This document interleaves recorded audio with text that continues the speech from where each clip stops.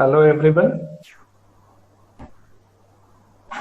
Today we are going to discuss about the homopolysaccharides.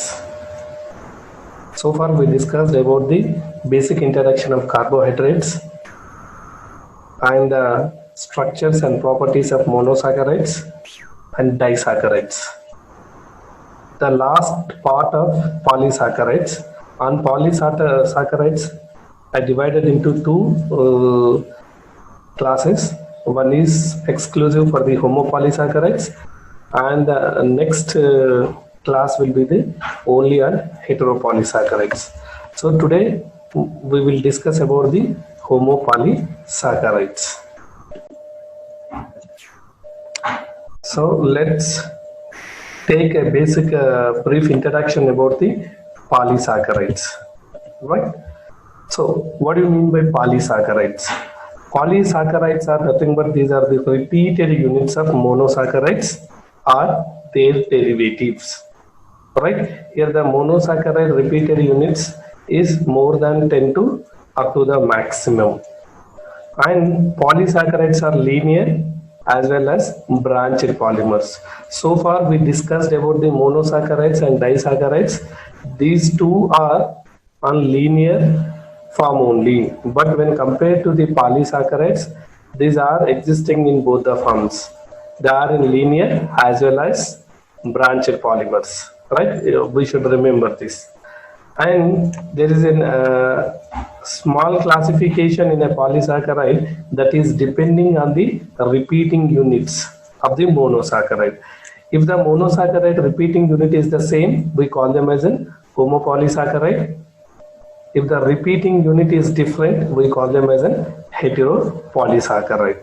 All right. So here I have given in this box, I have given a few examples of homo and heteropolysaccharides. You just see this on homopolysaccharides. Example is starch, glycogen, cellulose, inulin, chitin. When compared to this homo, hetero will have a other greater roles other than the energy giving nature. So example here, hetero is hyaluronic acid, chondroitin 4 sulfate, heparin, dermatan sulfate, and keratin sulfate. So exclusively here I am going to discuss about the homopolysaccharides, right? Then on homopolysaccharides, we'll start with the first example is starch, right? So what is starch and what is that structure and how it is to be made up of? These things we going to look into these structures, right? So starch, which is a stored form of fuel in plants. So in plants, the glucose will be stored in a form of starch. So this we should remember. This is a storage form of fuel in all plants, right? So where exactly it can be stored, right? This can be stored in many plant parts. Example is cereals, roots, tubers, and vegetables. All right. And one important point is this is to be main dietary source for animals and including man, because generally we can't, animal and man, we can't prepare our own food, so we depend on the plants for our food. The plant storage food is nothing but we will depend on the starch, right? This you should remember. And homopolysaccharides are nothing but best example is starch. We'll discuss about the starch, and here you should remember that this is a homo. So here the repeating subunits or repeating monosaccharides will be the repeating monosaccharides will be the same molecule. So here the composition of the starch will be on D-glucose, right? You should remember that. So D-glucose units held together by a bond that we call them as an O-glycosidic bond, and how it is to be formed and what is the basic characteristic is sticks of the O-glycosidic bond. That if you want you can refer to my previous videos, right? And very known, we can call them as an glucosan or glucan. why it is to be glucosan or glucan. This is very important because here the starch is made up of D-glucose monosaccharides. These D-glucose monosaccharides are nothing but glucose. So we call them as glucosans, right? So if it is to be made up of fructose monosaccharide units, we call them as fructosan, right? Then if you see the structure of the starch, right? Starch will have two different structures, right? Or the composition of starch will be having two major parts. One is amylose and second one is amylopectin. So there is a difference between amylose and amylopectin that we should understand here. So if you take the amylose, amylose is nothing but which is a always linear polysaccharide, right? So if you see the amylopectin, this is also a linear. But the second characteristic feature of amylose is an unbranched. So there is no branching that is present in a amylose.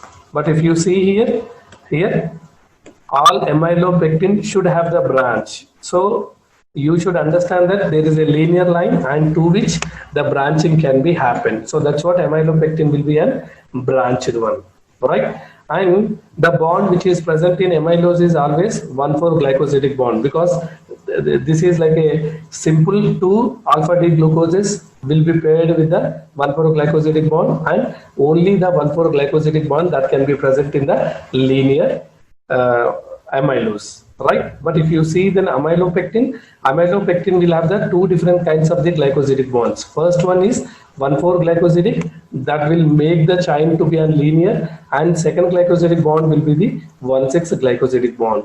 So this 1,6-glycosidic bond, we call them as this is a branching point. So 1,6-glycosidic bond exclusively present at the branching site, not any other sites. We should remember this. And this is up to 10 to 100 millions will be possible, and this is also the branching will be more, so we will expect to be on more number of these glucose molecules that can be present, right? And branching point is always 24 to 30 residues. You just remember that branching point is nothing but there is a linear side chain, linear chains of the alpha D glucose subunits. There is linear chain of alpha D glucose subunit. After 24 to 30 residues, definitely there will be branching that can be possible, right? So here the branching will be 24 to 30 residues, that we should understand. And you can see the structure here because these are all linear part of the amylose or amylopectin. This part we call them as a branching point. So on branching point, especially the linkage is alpha 1,6 linkage. What do you mean by alpha 1,6 linkage? Here first carbon of the glucose and the sixth carbon OH group of the glucose will pair with the alpha glycosidic linkage. And you can see in the linear we will get the linkage that we call them as an alpha 1,4 linkage. Here 1 stands for first carbon of one glucose and 4 stands for the fourth carbon of the next glucose, right? And one thing you should remember that this N we call them as a reducing N. Why we call them as a reducing N? Because here the functional aldehyde group will be present, because this is to be aldohexoses mean which will have the 6 carbons, and functional group will be the aldehyde. So here the free aldehyde groups that can be present here, so we call them as this is a reducing N, right? So this is what related with the structure of the starch. So that's all about the starch structure. And second one is glycogen. All right, glycogen is also we call them as which is a homopolysaccharide, and this can be exclusively present in animal cell. That we should remember, right? Starch is exclusively present in plants, but here the glycogen can be present in an animal cell. All right, this can be made up of again alpha D glucose monosaccharides. Right, here the bond will be, this is always linear and branched. There is no unbranching that should existing in glycogen. So the linear and branched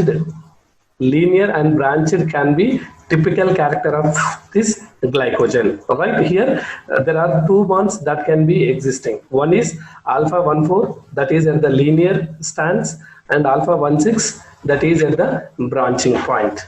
All right. This is, when compared to the starch, this is exclusively branched. This is very important. So this is are extensively branched.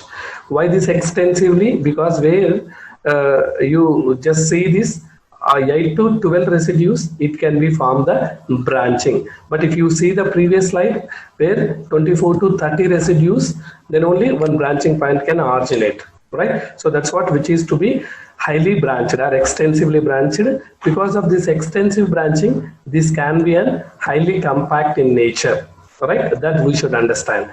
And where it can be stored in animal or humans, right? So it can be stored most by weight by value, it can be, or weight by weight, it can be stored in a liver. Second one is skeletal muscle, and third one is hepatocytes, right? You should understand that repeating subunit is alpha D glucose, right? So you can see in this structure, the linear chain will be present. On linear chain, you just see this one. This is a linear chain. Linear chain will have the alpha 1,4, and this is the branching part will have the alpha 1,6, and this can be looking like this, and finally you can see like this. So this can be stored in the cytoplasm of the animal cell, any kind of the cells where the cytoplasm, in the cytoplasm this can be stored, right? Which is very compact structure that can be stored, and major portion will be in the liver, skeletal muscle, and hepatocytes, right? So if you compare the starch and glycogen, both are will made up of same alpha D glucose subunits, and especially in starch, linear, unlinear, branched, unbranched can be possible, that is amylose and amylopectin. But if you see the glycogen, only the linear and branched structure can be existing, right? Which is highly compact when compared to the starch. And there is one important question, we should understand this, right? Why not store glucose in its monomeric form? First, suppose why the glucose is converting into the glycogen, making the simple monosaccharide of glucose is why it is converting to the polysaccharides, and whenever the cell required, again why it is to be going back to the monosaccharides, right? This question we need to understand, why the glucose is not stored in the cytoplasm of cell instead of glycogen, right? Have you ever think about this? You just see the answer. What is the advantage? For suppose, if you take the glucose will be having many hydroxylic groups, and because of this hydroxylic group, this is a monosaccharide, and this can be easily water soluble, right? Because of hydroxylic groups or OH group, this can easily be water soluble. This water soluble glucose, once it is stored as it is in the cytoplasm of any animal or human cell, what will happen? Definitely the osmolarity is elevated. Elevated means osmolarity will be increased of that particular cell where the glucose is storing as a monosaccharide form, right? So osmolarity is increasing mean nothing but there is an entry of lot of water into the cell, right? That's what osmotic stress. We call them as an osmotic stress. Why this osmotic stress? Because of the glucose will have the water soluble nature. So when it is to be solubing, there is an increasing of osmolarity. So definitely there is a chance of entering of lots of water into the cell. So this might rupture the cell plasma membrane. So finally what will happen? The cell may burst, or the cell may lose its integrity because of the plasma membrane will be having a pores or ruptures, right?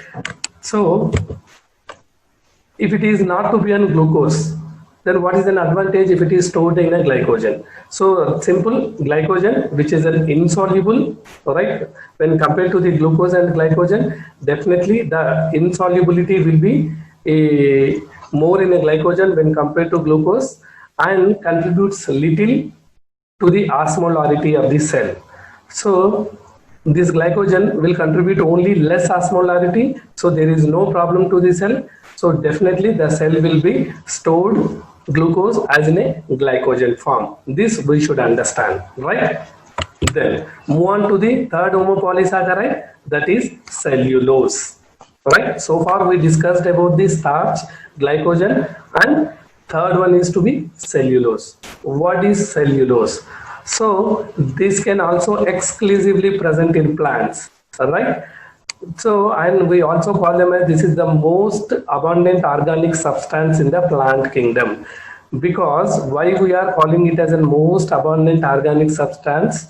Because most of the plant parts are generally we call them as an woody parts of the or wooden parts of the plant will be made up of this cellulose, right? It's clear. So example, you take stem, bark, and all everything, phloem, xylem, everything will be made up of the cellulose, right? And so the pure form of cellulose we call them as in cotton fibers, right? Cotton fibers will be pure form of cellulose. So the basic properties of cellulose, which is always to be fibrous, right, and tough in nature, and especially important is water insoluble substance, right? If you take a glycogen, if you take starch, right, that can be somehow it can be water soluble, but this is to be water insoluble in substance. It's a simple logic. If you take a small bark of the tree and you put it in water, definitely it cannot be water soluble. You just see the diagram which I've shown there, right? That importance I'll explain in the next slide, right? This diagram importance. Finally, so it's an absent in animal body. This is also we should remember. Cellulose is not present in animal and humans. This can only present in plants, right? So why it is to be on plants, why not in humans? That we should understand, because if you see the basic structure of cellulose, this can be better for understanding why the cellulose is not present in a humans or human cells, right? First one, if you take the cellulose structure, this is to be linear, right? That we should understand. And second one is which is to be unbranched, right? Cellulose is not always unbranched, right? Which is to be its nature is to be an unbranched, right? So homopolysaccharide, definitely we are discussing on the homopolysaccharide, so which can be made up of glucose subunits, right? So here the glucose subunits is beta D glucose subunits that can be present in the cellulose to form the polysaccharides of the cellulose. So here the linkage is 1,4-glycosidic bond. So here you should remember that what is the difference between starch and glycogen to the cellulose. Where starch and glycogen, where only alpha D glucose will be a monosaccharide that should form to the polysaccharide. But here cellulose, it's not an alpha, it's a beta D glucose is present, right? This we should understand. All right. So how many molecule can be present? Because which is to be a linear, you should understand 10,000 to 15,000 residues can be present in a one cellulose fiber, right? So you can see in this structure. So the structure will be. It's a very easy to remember, because if you remember starch or glycogen, then you can write rest of the two, because where only alpha and beta can be the variation. So always the bond will be the beta 1,4-glycosidic bond. This we call them as a beta 1,4-glycosidic bond. Then why it is not to be present in the animal cells? All right. So even though we are eating many plant parts, but the cellulose will not digested by our stomach. Digested by in the stomach. What is the reason? Because we are having an enzyme. That enzyme we call them as an alpha amylase. This alpha amylase that can be present in either saliva, or it can be present in both saliva as well as intestinal secretions, right? So alpha amylase that can produced in saliva and intestinal secretions can break only alpha 1,4 glycosidic bonds, but not beta 1,4, right? So that's what we have given the nomenclature as alpha amylase. The alpha amylase itself is directly indicator for the which can break the alpha 1,4 glycosidic bonds. So where alpha 1,4 glycosidic bonds can be present, that can be starch and glycogen. But if you see the cellulose, this is to be a beta 1,4 glycosidic bond, right? That's what in humans or in animals we generally don't digest cellulose. But is there any other enzymes that can, other organisms that can digest cellulose? Definitely it is yes. Example, you take the termites, right? The last diagram which I've shown, that is to be digested cellulose by the termites, right?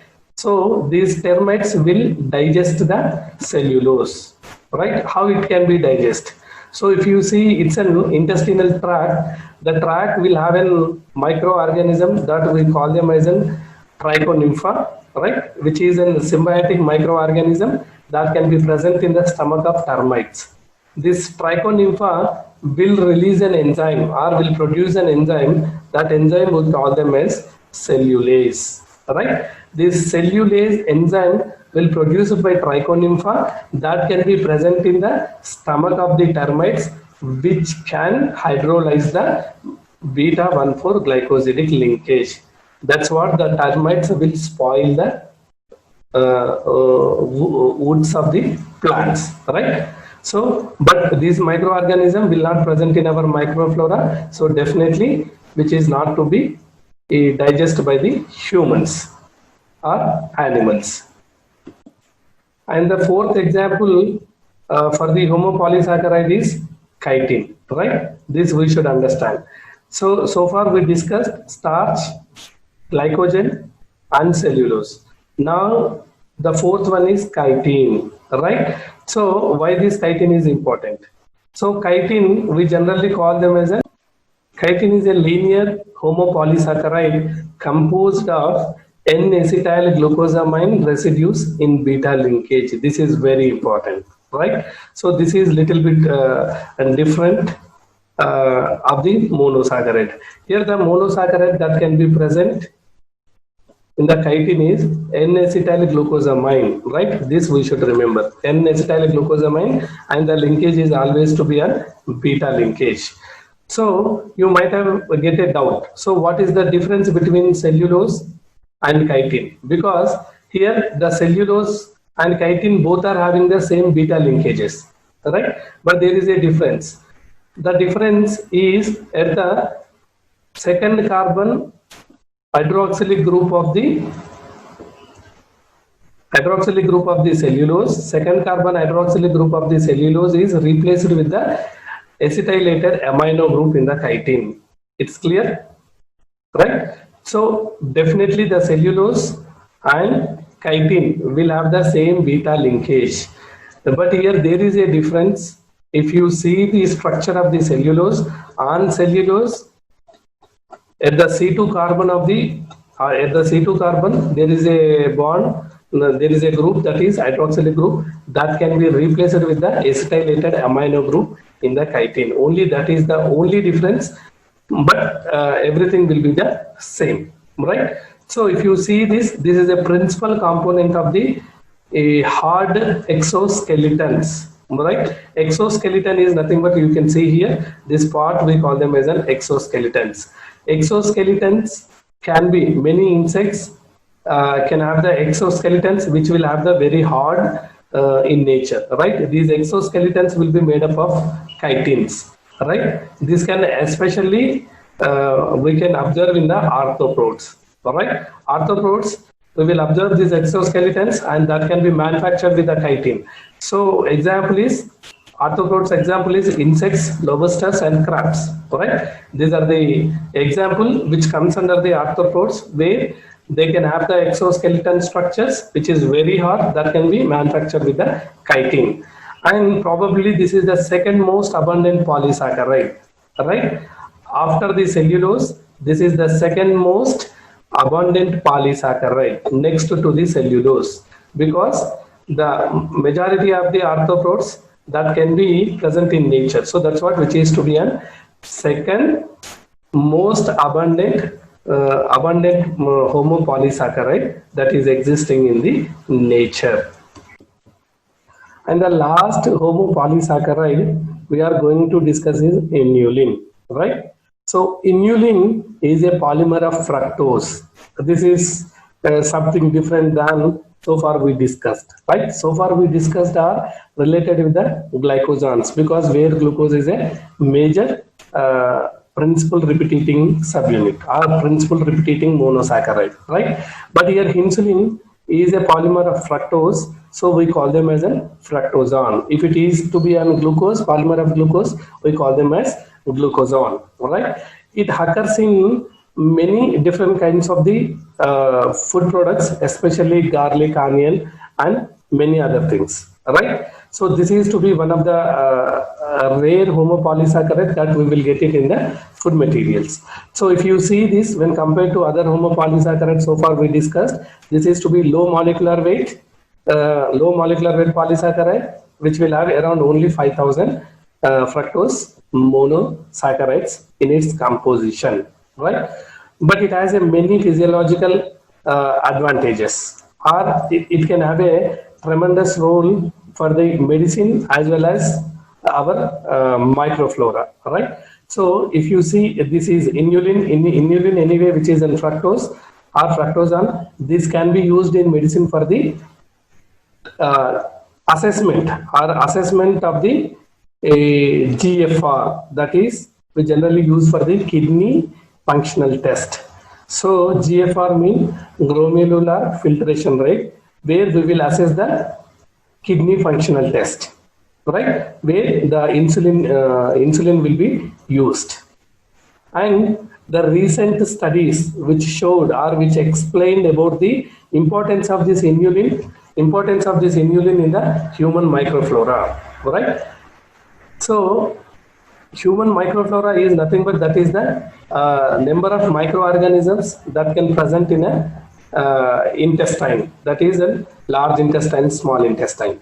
So where some studies have showed that this can stimulate the beneficial bacteria in a colon. This is a recent advancements about inulin. So that can be stimulate, or this can be acting as positively towards the microflora of human, especially which is to be helpful to the growing of the bifidus bacteria and lactobacilli.